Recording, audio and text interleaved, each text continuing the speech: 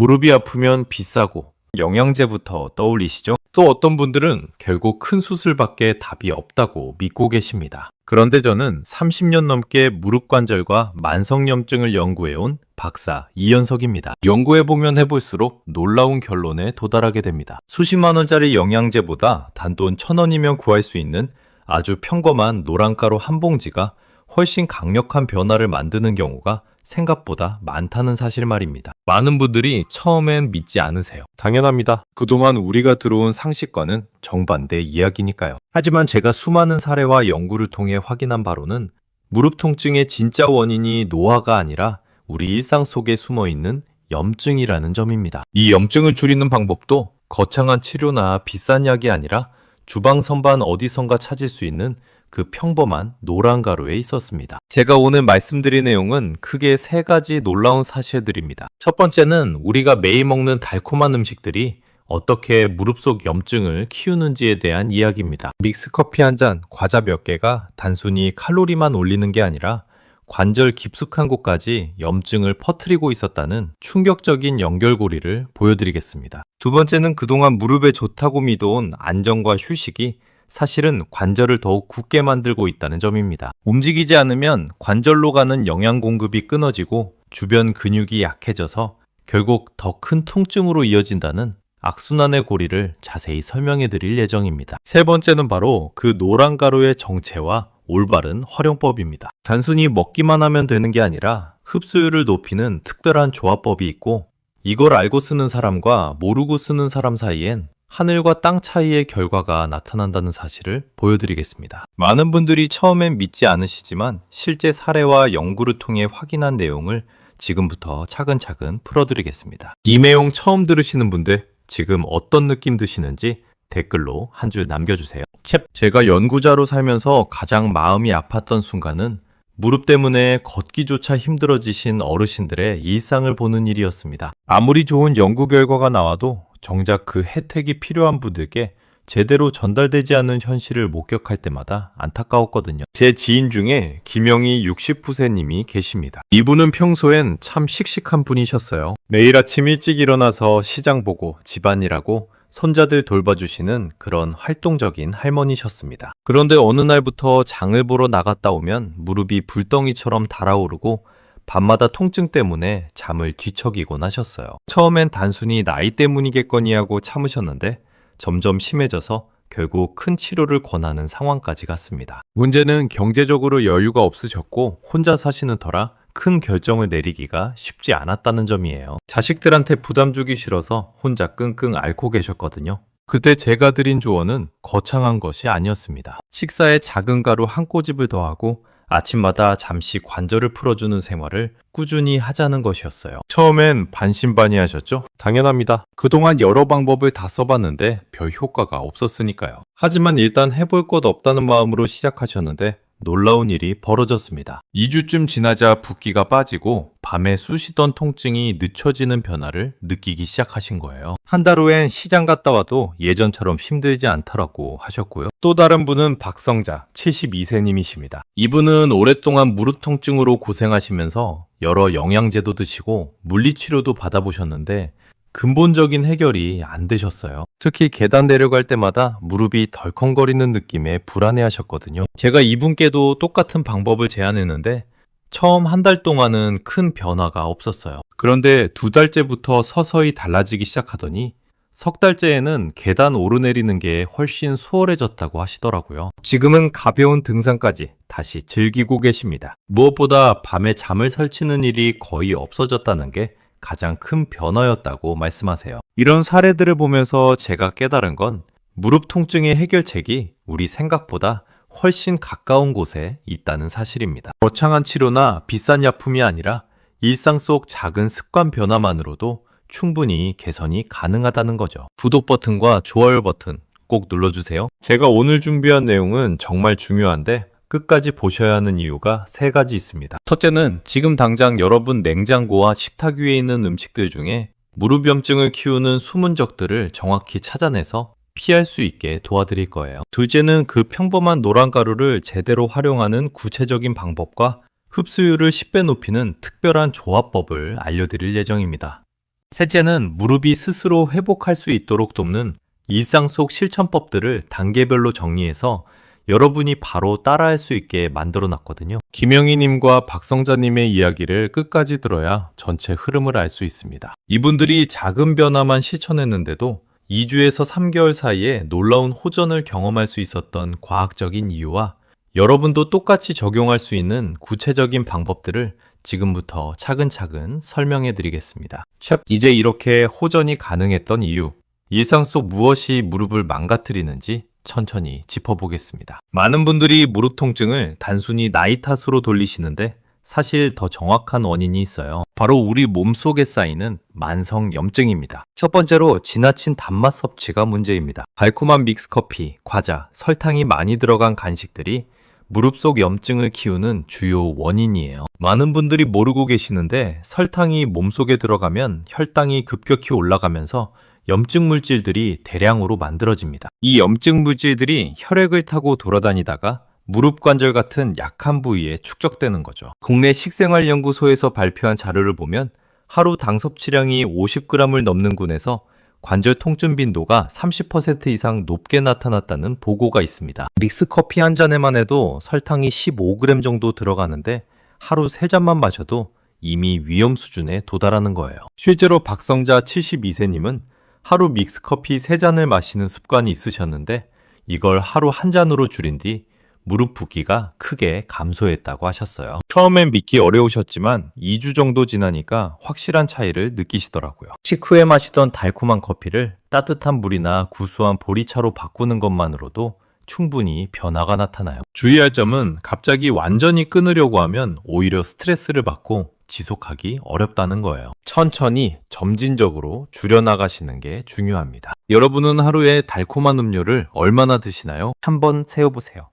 두 번째는 흰쌀밥과 면 위주의 식사 패턴입니다. 정제된 탄수화물은 몸속에서 끈적한 노폐물을 만들어 관절에 부담을 주게 됩니다. 흰쌀, 흰밀가루로 만든 음식들은 소화가 빠른 대신 혈당을 급격히 올려서 염증 반응을 촉진시켜요.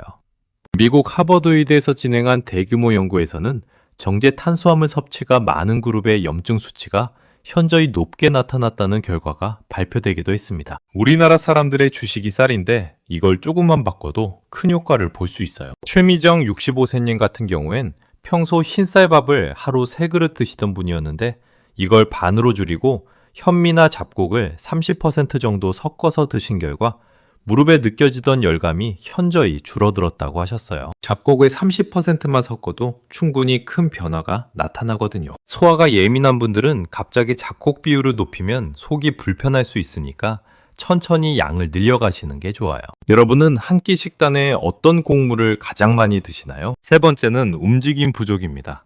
많은 분들이 무릎이 아프니까 가만히 쉬어야 한다고 생각하시는데 이게 오히려 악순환을 만들어요. 관절은 움직일수록 영양이 공급되는 구조거든요. 가만히 있으면 혈액순환이 안 되고 관절 주변 근육들도 약해져서 결국 더 큰 통증으로 이어집니다. 연세대학교 재활의학과에서 발표한 연구 자료를 보면 가벼운 걷기 운동을 하루 20분씩 꾸준히 한 그룹이 안정을 취한 그룹보다 통증 개선 효과가 40% 이상 높게 나타났어요. 걷기는 무릎에 적당한 자극을 주면서도 부담은 적은 최적의 운동입니다. 정기훈 74세님은 무릎이 아파서 거의 집에만 계시던 분이었는데 제가 권한 가벼운 걷기를 시작한 뒤 밤에 쑤시는 통증이 눈에 띄게 줄었다고 말씀하시더라고요. 처음엔 하루 10분부터 시작해서 점차 시간을 늘려가시는 게 중요해요. 다만 통증이 심한 날에는 억지로 움직이지 마세요. 몸의 신호를 듣는 것도 중요하거든요. 여러분은 하루에 얼마나 걸으시나요? 네 번째는 찬 기운에 노출되는 것입니다. 무릎 관절은 혈액 공급이 상대적으로 적은 부위라서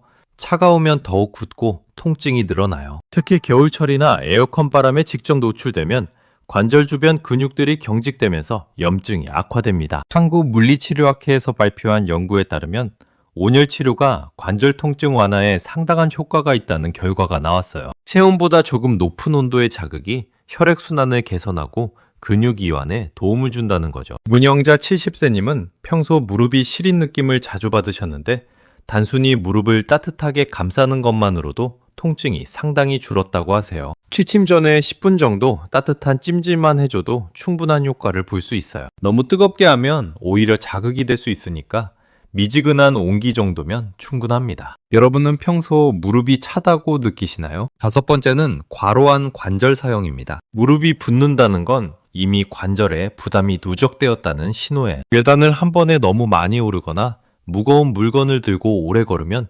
관절에 과도한 압력이 가해집니다. 서울대학교 정형외과에서 진행한 연구를 보면 체중의 3배 이상 압력이 무릎에 가해지는 계단 오르기가 관절 손상의 주요 원인 중 하나라고 발표했어요. 특히 시장에서 장을 본 뒤 무거운 짐을 들고 계단을 오르는 상황이 가장 위험하다고 하더라고요. 강도윤 68세님은 평소 시장에서 장을 볼 때 한 번에 모든 걸 들어서 오시던 습관이 있으셨어요. 제가 이걸 여러 번에 나누어 들거나 수레를 사용하라고 권했더니 무릎 붓기가 확실히 줄어들었다고 하시더라고요. 작은 조절만으로도 큰 차이가 나는 거죠. 통증이 있는 날에 억지로 활동하는 건 절대 금물입니다. 여러분은 평소 무릎에 무리가 가는 행동을 하고 계시지는 않아요? 여섯 번째는 염증을 키우는 나트륨 과다 섭취입니다. 짠 음식은 몸속의 수분을 과도하게 저장시켜서 붓기를 악화시키고 관절 주변을 더욱 뻣뻣하게 만들어요. 김치, 젓갈, 라면 같은 짠 음식들이 무릎 건강에 악영향을 미치는 거죠.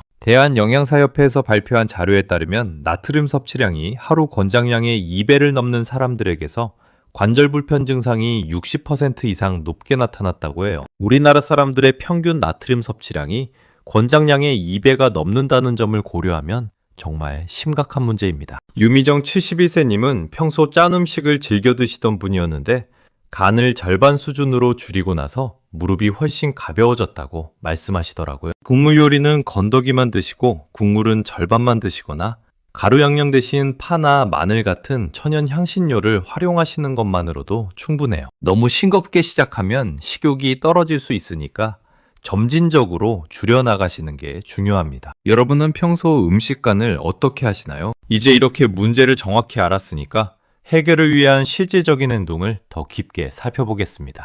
무릎 염증을 낮추고 관절을 살리는 생활 실천법을 완전히 정리해 드릴게요. 앞서 말씀드린 노란 가루의 정체는 바로 강황입니다. 강황 안에 들어있는 커큐민이라는 성분이 염증을 줄이는 핵심 역할을 해요. 강황 활용법을 더 깊게 살펴보면 꾸준함이 가장 중요합니다. 한두 번 먹는다고 갑자기 효과가 나타나는 게 아니라 매일 조금씩이라도 꾸준히 드셔야 해요. 많은 분들이 쓴맛 때문에 설탕이나 꿀을 섞으시는데 이러면 오히려 염증이 더 올라가니까 절대 하시면 안 됩니다. 올바른 실천 방법은 이렇습니다. 강황가루 한 티스푼, 후추 한 꼬집, 식물성 기름 한 숟가락을 따뜻한 물 한 컵에 섞어서 아침 공복에 드시는 거예요. 이 황금물을 매일 마시면 무릎 염증이 서서히 줄어드는 걸 느끼실 수 있을 거예요. 여러분은 하루 중 언제가 가장 실천하기 쉬우신가요? 두 번째로 중요한 건 체내 흡수율을 높이는 짝꿍 식재료 조합입니다. 후추에 들어있는 피페린이라는 성분이 강황의 커큐민 흡수를 20배까지 높여준다는 연구 결과가 있어요. 그래서 강황만 단독으로 드시면 효과가 제한적이지만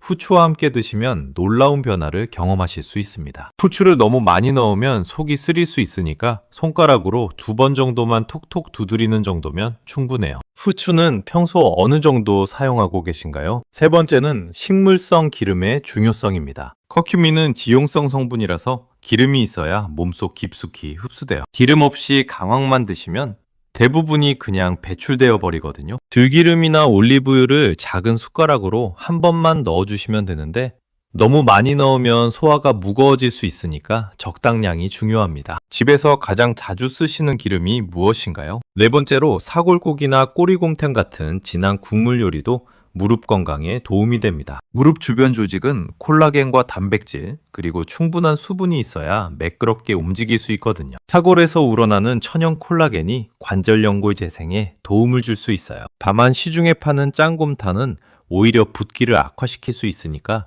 간을 최소로 해서 일주일에 한 번 정도 보충용으로 드시는 게 좋습니다. 여러분은 사골국을 자주 드시는 편인가요? 다섯 번째는 오메가3가 풍부한 등 푸른 생선을 활용한 식단 조절입니다. 고등어, 삼치, 꽁치 같은 생선에 들어있는 오메가3 지방산은 염증을 줄이는 천연 소염제 역할을 해요.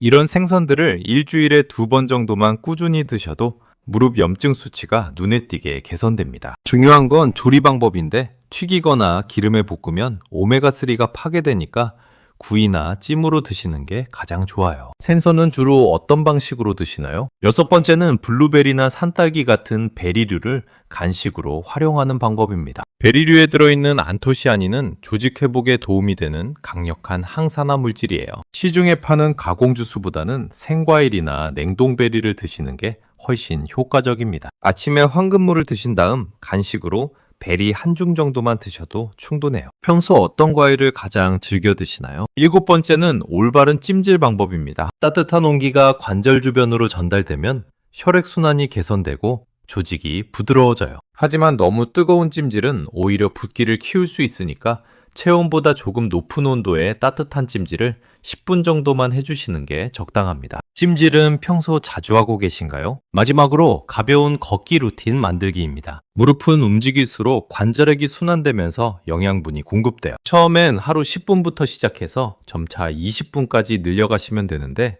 절대 무리하시면 안 됩니다. 통증이 심한 날엔 쉬는 것도 중요한 치료의 일부거든요. 여러분은 걷기를 어느 시간대에 하시는 게 가장 편하신가요?